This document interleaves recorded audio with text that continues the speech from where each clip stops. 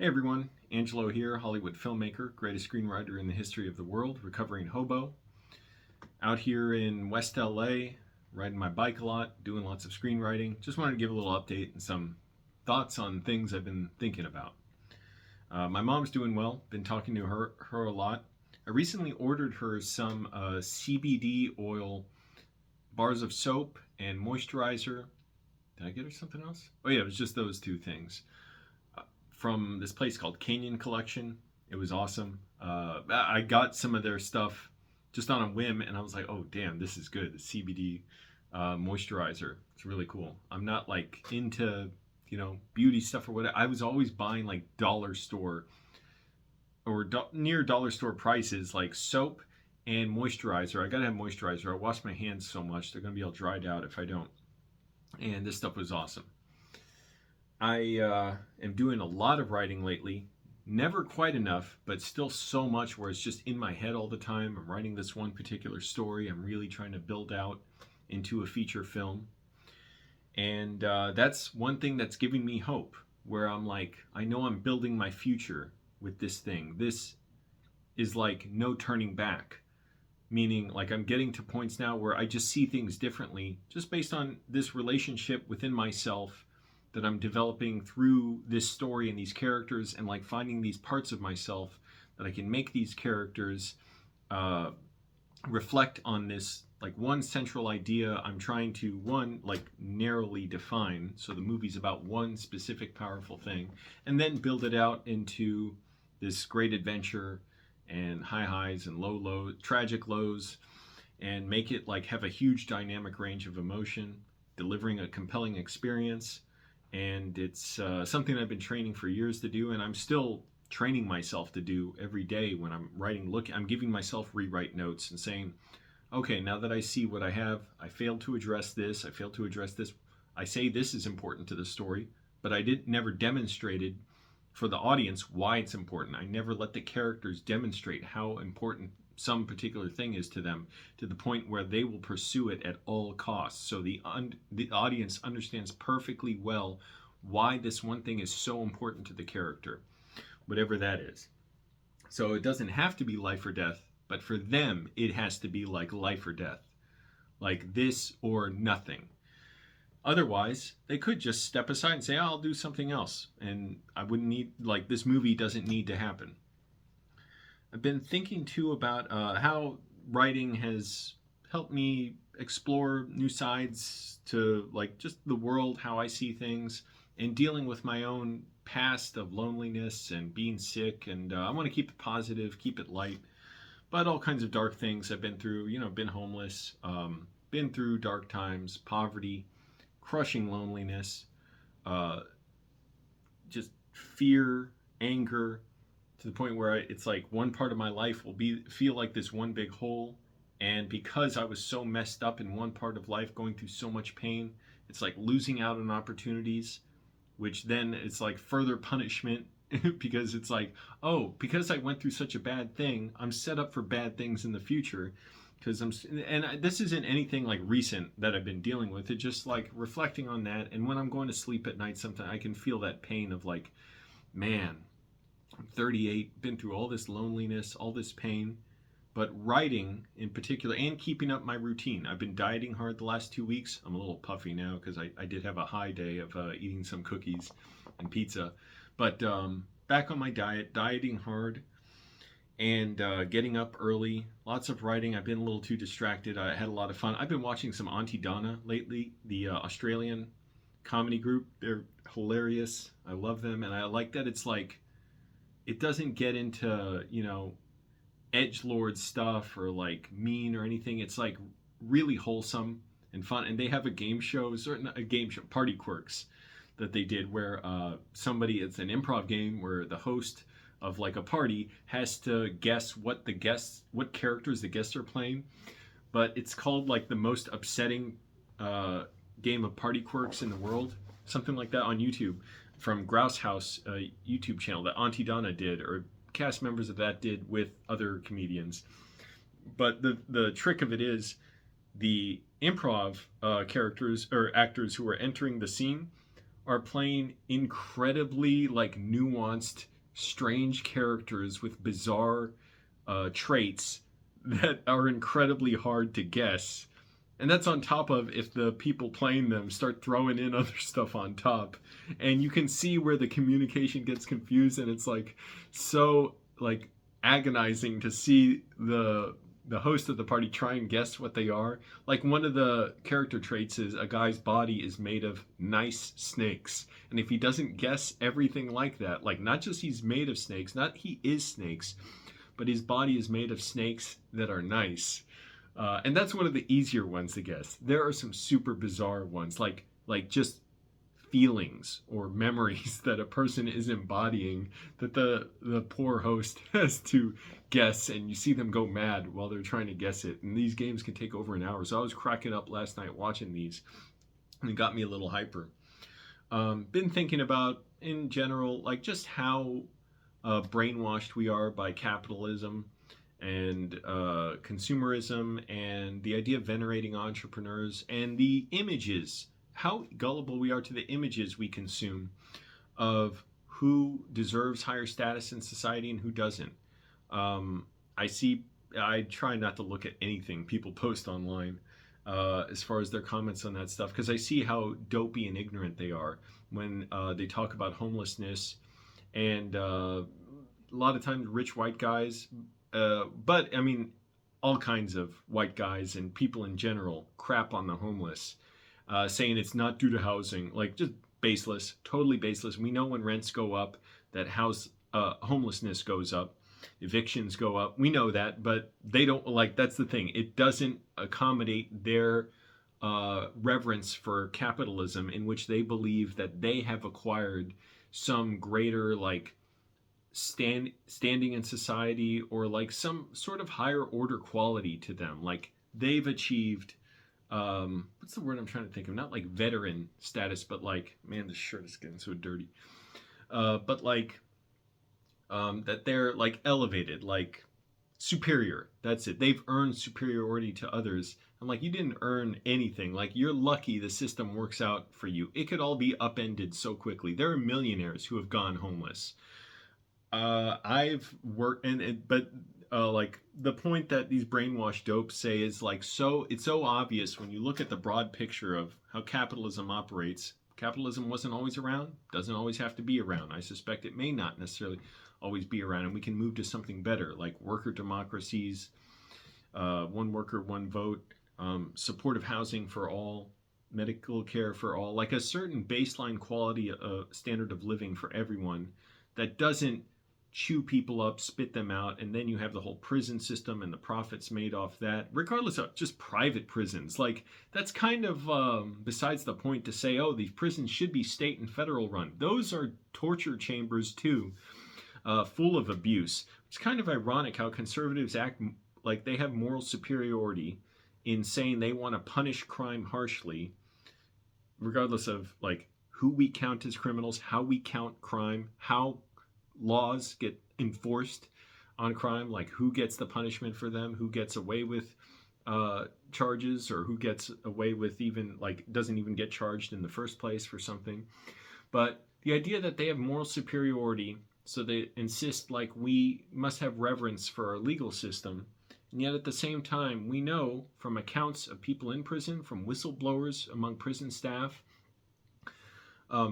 there are huge numbers of physical abuse, sexual abuse, medical neglect in prison, psychological, emotional abuse, torture that happen there. And it's like, well, if you support this system because it's morally superior, wouldn't you, Ben Shapiro or whoever else? There's so many conservatives, I don't even feel like naming them. I do like, I used to listen to them a lot more, but okay, I'll name a few. Sean Hannity, Mark Levin, Matt Walsh, Charlie Kirk. It's depressing, like not depressing naming them. I'm just like, why name them? It's like that. I keep things positive, so I keep their names out of my space. I used to be a conservative. Like some of these people I used to read when I was younger. Obviously, some of them weren't like figures when I was young. Sean Hannity was one. Rush Limbaugh, Laura Ingraham. Anyways, Bill O'Reilly.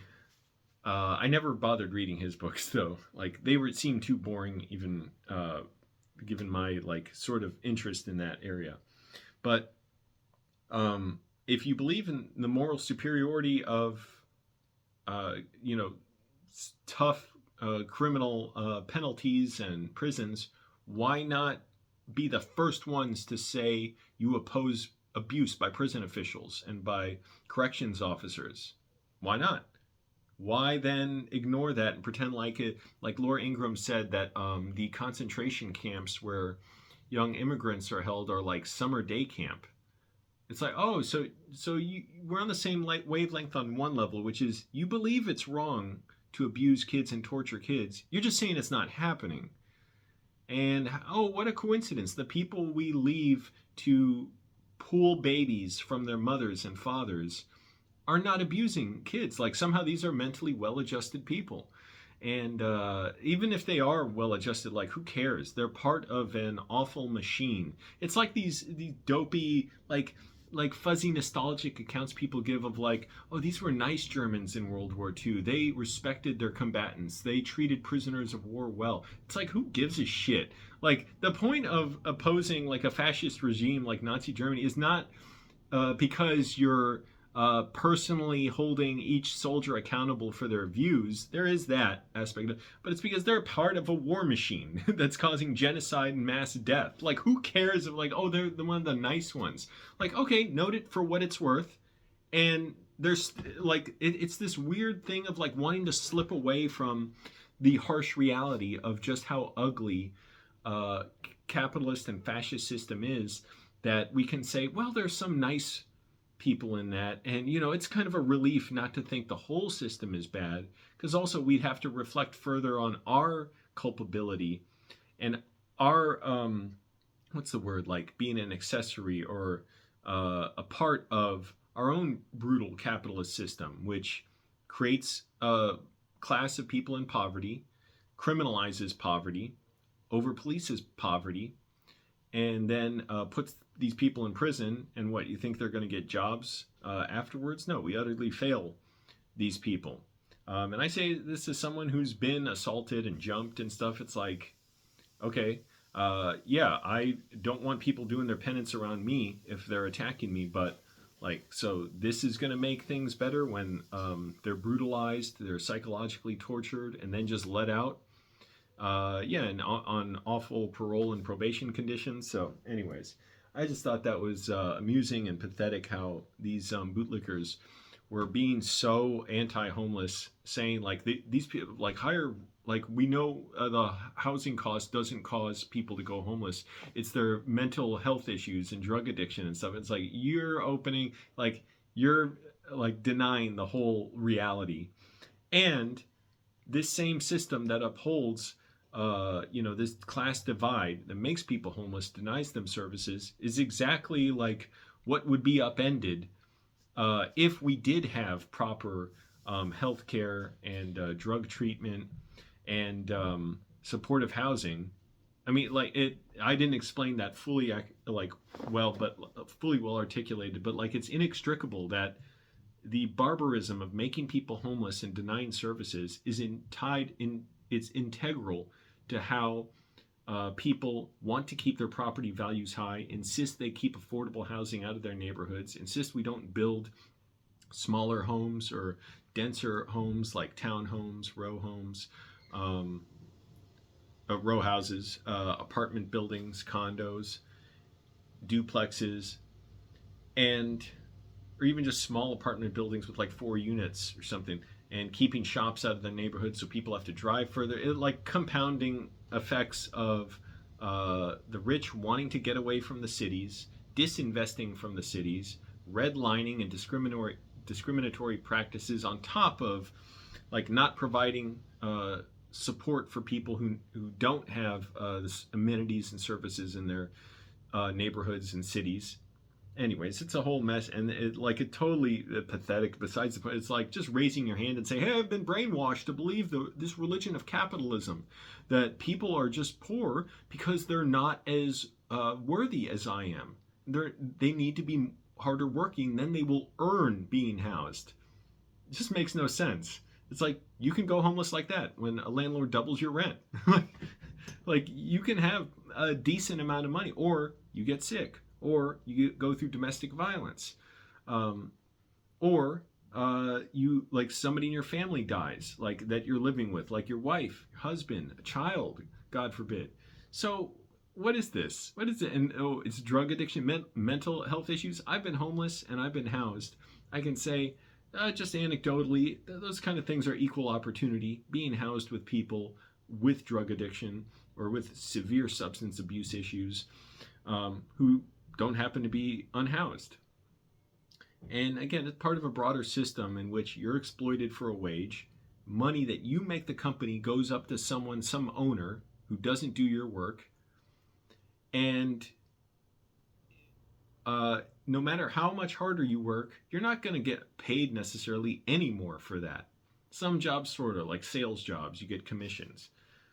But regardless, the harder you work, the more money your bosses make.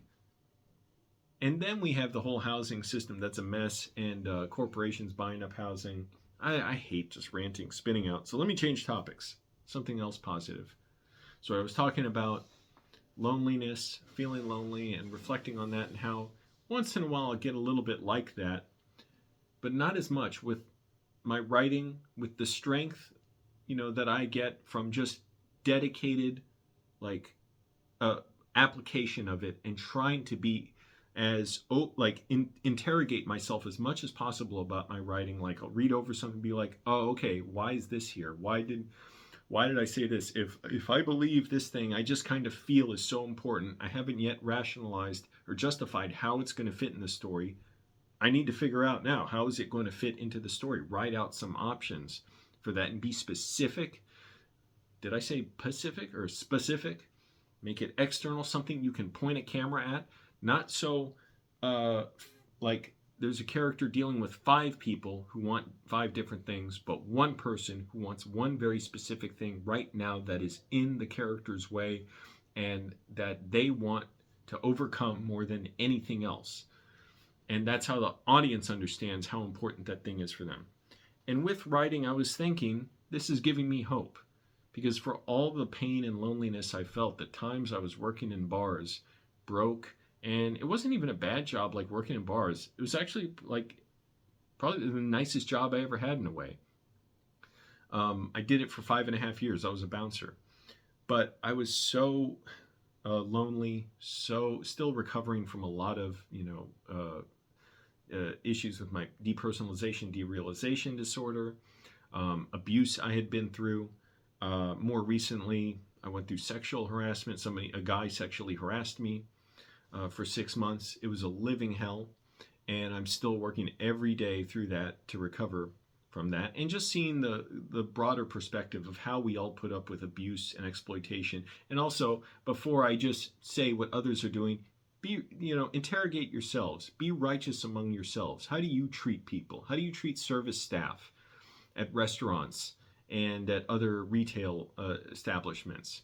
Do you clean up after yourself? Do you clean up, make sure your roommates don't deal with your mess? Are you friendly with strangers? Are you open with people? Are you respectful? Do you, take care of yourself? And I don't just mean like showering necessarily. Yeah, that too. Shower and stuff, whatever. But exercise, whatever. But I mean like take care of yourself, like, know yourself. And try and, uncover your own mistaken, misnomers. And we all have them. We're all stupid about certain things. And it's easy to find yourself in a spot where you're so sure of something, you stop believing you should find the truth and believe you already have it.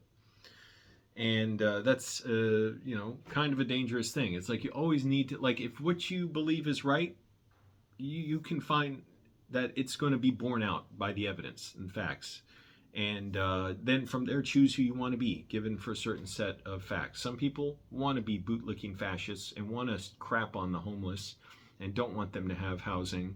And even if we could just, like right now, we could just house everybody, they'd say, well, no, that doesn't abide the morality I espouse. And also, it's going to make my property values go down. Oh my, like, so the law should protect my investment from just people living as they wish and being housed. I'm like, well, it sounds like the problem isn't people being housed, it's you. But it's kind of a tacit acknowledgement, a raising of their hand to confess who they are, which is that they're a bootlicking fascist. Their beliefs are barbaric. They wouldn't want to go homeless themselves. They don't want someone they love to go homeless because it's hard to hate someone up close. But when it's not someone you have to see, when you don't have to deal with them, when you don't have to enforce this policy yourself, they're saying by all means, inflict brutality on them. Let them die of exposure, whatever. Let me judge them. Like, it's not hypothetical for me talking about what homeless people should do. It's historical. I was homeless. And you can work and be homeless. I worked jobs for 10 months homeless. There was a period where I was working 7 days a week at a warehouse where I was getting up at like 1, 2 in the morning to go there. And yeah, it's still easy. Anyways, we all know, like most like actual like reasonable people know this stuff. We don't want to see our neighbors go homeless, but we're taught to believe that it's impossible. There's nothing that can be done. We can't change the system the way it works. The reality is the system would buckle if we all just decided to upend it by like withholding our labor, by not working. Why do you think employers are so scared of strikes and unions? They know we hold lots of power, but we don't hold it individually. We have to do it in concert with each other. Maybe we'll get that someday, general strike. Okay, I keep getting distracted from homelessness and loneliness, but I was thinking about this loneliness and thinking how, oh good, like it's okay. Like I have such a valuable thing, not to anybody else, but just to me, this relationship with my writing now, where I see, oh, this is building the future I want. It is the future I want right now. I never thought I would have this future. But this is building the future that I want for myself, where I will have the opportunities to go out more. I do get to go out. Like, that's not an issue. It's just kind of, I got to focus so much time on writing and then going to work and regular chores. But I'm like, I will be interacting with lots more people. Because as it is, kind of limited how many people I can interact with, just because I do need to write a lot. Like that, I had to make a conscious decision, like that's who I want to be. I want to be the person that is investing in their screenplay and then multiple screenplays. I don't want to just write one screenplay and go out and say, hey, who wants to make this with me? I want to write like 5 great screenplays and show I have range. And I have consistency. So I'm doing that now. But as far as the loneliness goes, yeah, it hurt a lot. I remember, I can't believe how sidetracked I got. Being at bars, what I was going to say, it was how, thinking back, I'm like, I was so walled off emotionally, so just hating myself so much. And, you know, it wasn't all for nothing. It led me to where I am, so I can say it was valuable. But it was painful.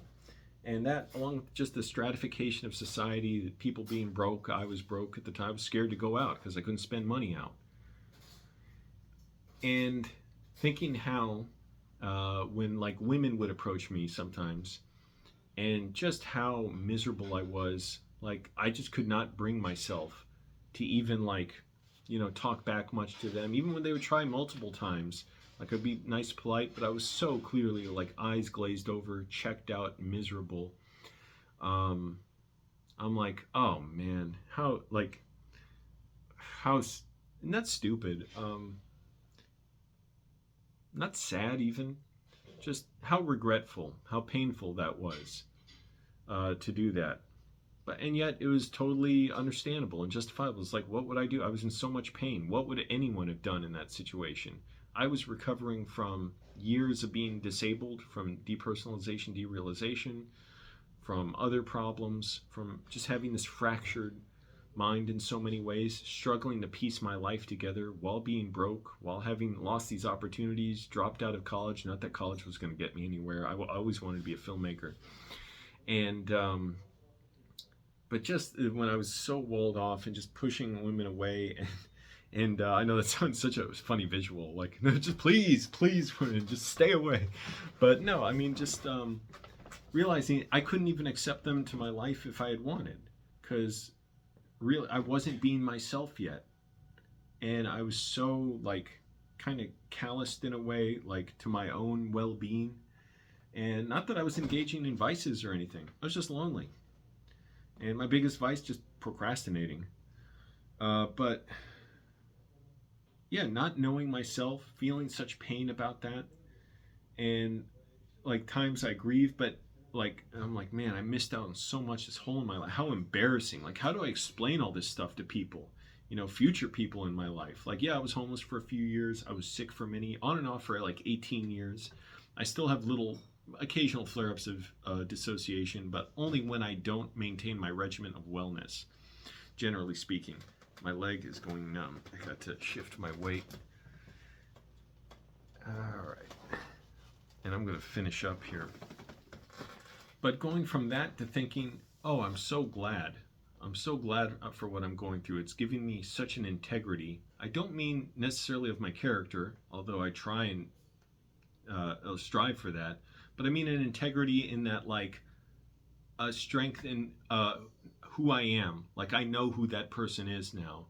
That's there even when things don't go my way. Like, that's what I mean by integrity. Like, my image of myself doesn't break up because of whatever, I can't even think necessarily anything, but just feeling attacks of like sadness or loneliness or pain from, being sexually harassed last year. I mean, that predator who was taking advantage of me, there was an aggression and hostility about that. That was so painful and disturbing to abide as long as I did. But again, trying to keep things positive here and saying there's post-traumatic growth in addition to that post-traumatic stress. And for all that loneliness and thinking, oh my goodness, like, all these years of my life just being lonely, like pushing people away, pushing women away. It was sabotaging myself in a way, like keeping myself closed off from people, when in reality everything I needed was right there. But I did have to work at my character to choose who I wanted to be, which really came when I was homeless. Day to day, like trying to be, like being inspired by my own discipline and generating my own positive feelings and doing it day after day. There was no substitute for that. It wasn't going to be like, oh, I'm good one day. It's like constantly having to carve out the space for goodness in myself. And no matter how well I do in that, I'm always just beginning. So I keep striving for that. And to where now I'm so glad. I'm like, oh, good, this writing, I can see now. This is like that was my path. I wasn't going to be myself if I wasn't dedicated to my discipline every day, my diet, my waking up early, just the way I live, try and interact with people, be open with them, and also uplift the poor. Partly, I mean, even if it's just through this message, that we should be alert and, conscious of capitalist brainwashing and exploitation of us, and how we need to be more connected with each other, and donating money, and and making movies that somehow highlight these stories and give people things to talk about. Oh crap, with them. And how, like, oh good, this is going to lead to the life I want, but I don't want the life I want to just be me doing well, like me succeeding at this capitalist system. I want everyone to be doing well. I want the poor to be doing well. I don't want them to be. I don't want to say there are the poor doing well. I want to say there is no more poverty, because we're able to get everyone out of it if we want. So I never want to lose sight of that. I don't believe I will lose sight of that. Like, it's always a reminder in me, like, hey, Angelo, don't think success is just you doing well. Success is seeing people doing well. And that's not from working harder, working more at their job, taking another job. That's from the rest of us agreeing that we need a society that does that. And we need to anger the conservatives, the self-righteous centrists, and whatever they want to call themselves, people who fundamentally believe that being poor is a sign of moral weakness or inferiority. It is not. Like we have a system that works for certain people, and they think that, well, if capitalism doesn't work because we start lifting people out of poverty, then that means lifting people out of poverty is wrong. And no, it means that capitalism is wrong. So stay educated, be informed. My voice is giving out, and yeah, I'm doing a lot that's like, it's not even hope for some future result. It's like it's happening right now, what I need. And yeah, maybe it wasn't my time to have certain things in my life, or be in certain relationships when I was younger, because I just wasn't there. As painful as that is, it's like, well, more is expected of me in a way. Not that anyone's putting on me, not that things couldn't have been different, but it's like I'll put more in myself to make it more meaningful when I do get the things in life that I'm preparing for, that I'm working towards, whether it's a relationship or making movies. Like, I've got to be fully present for it. And yeah, unfortunately, a lot of that couldn't and didn't happen earlier because I was so just devastated, heartbroken, in grief over so much stuff. A lot of stuff. I haven't even talked about some abuse I've been through. And I'm wondering, when to do that. I want to keep it like positive, but yeah, I went through a lot of stuff, But again, keeping it positive here to where that's not such a burden on me, where I'm not grieving it so much, but I'm sort of more in the present of where I'm headed, and that means a future where these bootlickers and I don't like constantly saying bootlickers, but conservatives, fascists. Um, People who believe that wealth equals intelligence, or somehow even generally corresponds with it, or means more deserving than someone else, make them really angry by uplifting the poor, and let them be angry like, no, no, people shouldn't be living better, this is bad. And here's the funny thing, that generation is quickly becoming like more and more small in number, and the younger generation is being so much younger than me, is so much more progressive, and is seen like however much you may believe in these conservative or libertarian ideas, as I did when I was younger, learning how quickly you get socialist sympathies when you're exploited by a job and by a landlord, and corporations that make our food expensive, that lay off the grocery store workers while increasing their profits, while reducing the number of the variety of like where we can get food and the number of services we can get, and making our cars over-engineered pieces of junk as opposed to getting good quality public transportation, which can serve more people more efficiently, better for the environment, and better integrate cities and make them more joyous and healthy. So let's make them angry by doing the best thing, by doing the right thing, and just uplifting others. Let them be angry, because here's the thing, once people see like a system is normal, like they can't picture it any other way. So once we're taking care of everyone, we're providing for everyone, food, housing, medical care, dignity, upholding their rights, we're not going to, people generally speaking aren't going to be like, no, no, take this away. It's only when people are resistant to that change that they tend to do that. And they're confessing their, dinosaur-like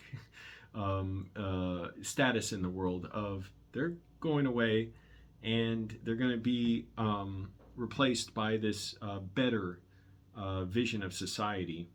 And while there still be, stomping and angry, but the good, I don't know what'll really happen, but that's our only choice going forward. So yeah, loneliness, capitalism, that's all about it. So thanks for watching, everyone. I got to get back to work. I guess I'm going to read. I wanted to iron my clothes over there, but don't know if I have time before I go rollerblading today. So thanks for watching, everyone. Bye.